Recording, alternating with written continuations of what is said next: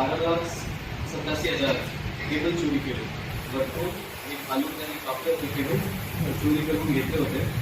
त्याच्यानंतरच आपल्याला जो प्रायमरी इन्फॉर्मेशन भेटली होती, गाडीची इन्फॉर्मेशन भेटली होती, तर एनसीबीची टीमने त्याचा पाठपुरावा केला आणि आज सध्या परिस्थितीमध्ये 4 आरोपी आम्ही अटक केलेले आहेत. 10 आरोपी डिटेक्ट केलेले आहेत आणि त्यामध्ये हे जो आरोपी आम्ही 4 त्यांना अटक केलेले आहे त्यांनी अगोदर सुद्धा 3 ऑफेन्सेस केलेले आहेत. नेकरूच्या आहेत त्यांना जो ट्रान्सफॉर्मर चोरीचा गुन्हा आहे तो उघडकीस आलेला आहे. कंपनीचा एक अजून केबल चोरीचा गुन्हा होता तो उघडकीस आलेला आहे. पाटोदाचा सुद्धा एक कॉपर केबल चोरीचा गुन्हा आहे तो उघडकीस आलेला आहे. टोटल 10 आरोपी सध्या निष्पन्न आहेत, 4 अटक आहेत आणि याच्यामध्ये आम्ही मोठा लावतो.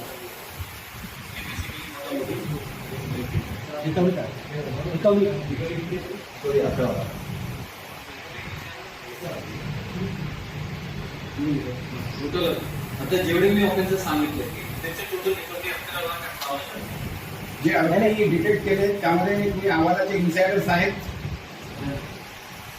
तपासाचा भाग नंतर जाईल. सध्या आपल्याला ज्यांच्याकडून रिकव्हरी भेटलेली ते हे चालू आणि त्यांची पास्ट हिस्ट्री बघितलं तर टोटल ऑफेन्सेस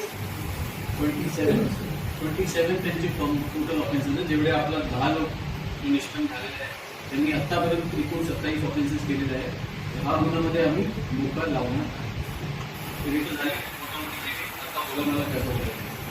मला होते ते सगळे याच्यामध्ये एवढा बदल येस ज्यांना विकले तो पण आहे आमची चेनमध्ये पण सध्या 4 जो आहेत त्यामध्ये ते नाही.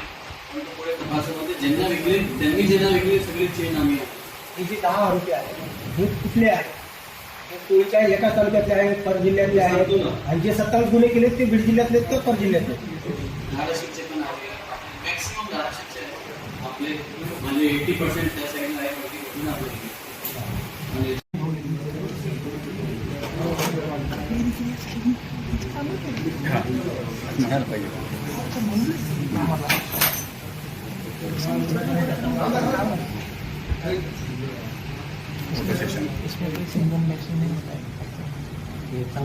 जे फोटो मला येतात म्हणजे